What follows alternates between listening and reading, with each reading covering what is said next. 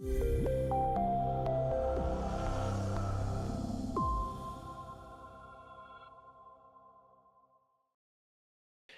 thank you all so much for joining me. Thank you, Lauren, for having me once again. It's great to see some familiar faces and many new faces, and this is just an absolute joy, privilege, and honor of mine to share this information as it was studying it. So let's jump right in because we're short on time, and it's if you haven't taken one of my courses before, this is all from Lineage. That much of it may be quite new, so don't expect to get everything on the first pass.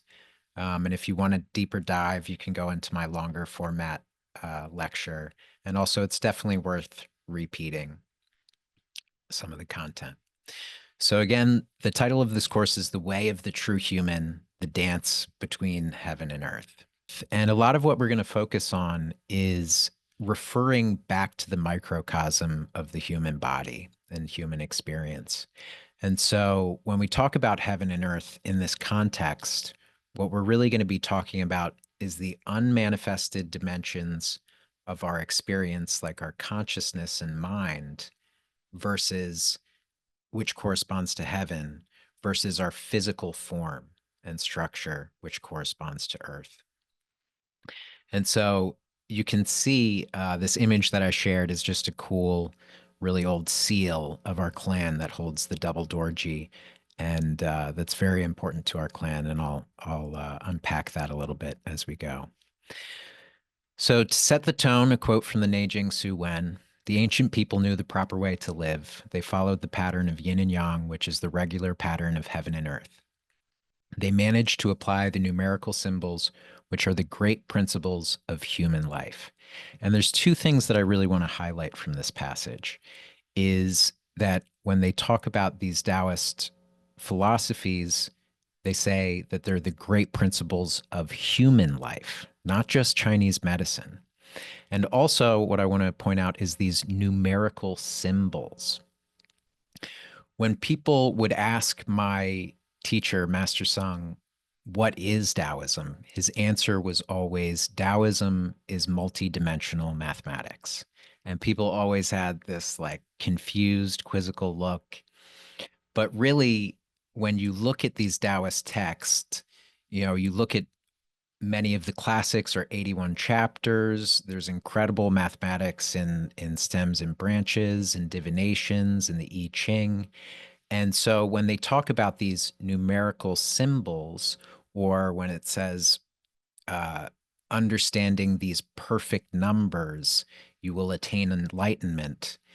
These are like the underlying understandings of reality. So when we say these perfect numbers, we're not thinking about numbers in the usual sense of indexing or assigning value to different metrics.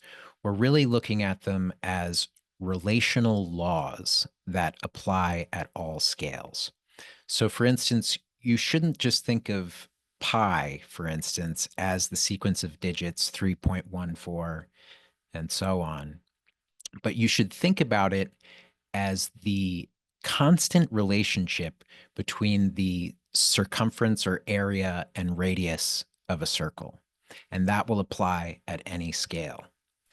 With different geometries, you get different numerics, like phi is the golden ratio, which is the growth factor for the golden spiral.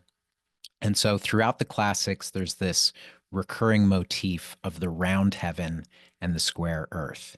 And so these have different numerics as well. And we'll talk about, the 6 chi and the 5 elements.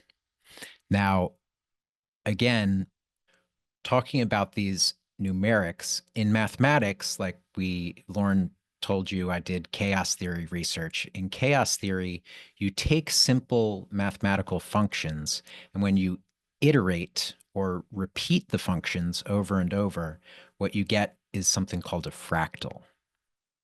And what a fractal is it's a repeating pattern at all scales. So the reason that we study medicine as Taoists is because this pattern of the human form contains all of the energy and information and structure of the entire universe. So by knowing the near, we can know the far. By knowing the human body, we can know the universe at large, as above, so below. So just our agenda for today, we're going to do some introductions, fundamental Daoist numerology, geometry, and cosmology, and then we will do the Donghan Daoist Qigong forms. So the Donghan clan is a Korean Daoist lineage under the 73rd Grandmaster Sung Baek. Grandmaster is the title that they give to the head of the lineage. Master denotes a level of teacher in a Daoist clan. I am Dr. Rory Hiltbrand. I have a Doctor of Acupuncture and Chinese Medicine, as well as a degree in Mathematical Economics. I did chaos theory research. And as you'll see, I'm very much steeped in this mathematical thinking, and we understand things in terms of what's understood. So a lot of what I try and teach, I teach through the lens of modern science. And I do that not just because it's convenient for me, but I also believe that it's high tide for us to try and bridge these ancient understandings of Taoism with modern science. One time, my teacher, Master Sung, said to me, I asked him what I should do for this. And he said, oh, you can, or he said it to a patient, you can take 2 Advil. And they were like, what? I'm trying to be a Taoist. You're not going to give me some herbs? And he said, why try and be a Taoist of thousands of years ago? All that's really essential to be a Taoist is to be completely right now. And so that was very powerful for me. I gave a lecture recently at a conference that was titled Taoism for the Modern World, where I talked about how I see Taoist cosmology in jiu-jitsu, and it was really fun for me. But I started it off by saying, don't get the idea that Taoism is just something ancient that needs to be retrofitted for our modern purposes. The Tao and its virtues are really timeless. That's what we're thinking of. And so people get the feeling that it's like this, lost Jedi clan, the Taoists.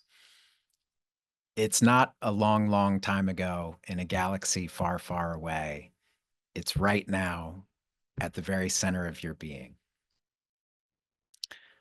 So may the force be with you, and we will start with our fundamentals of Taoist numerology, geometry, and cosmology.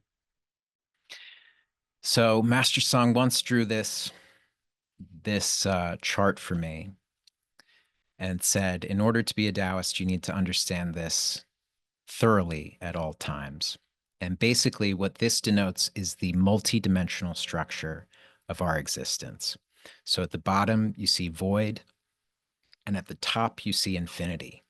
And between them, you see this endless sequence of what these are depicting dimensions. So they're drawn as these like Mobius band loops, or almost like 2 cells dividing.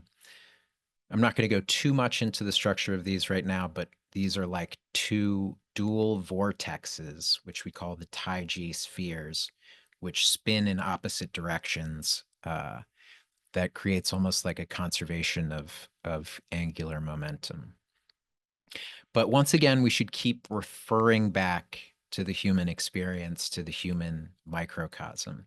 And so thinking about our own experience, sure, we live in 3 spatial dimensions, which is curious in itself. Why aren't there 4? Why not 6? Why not 13?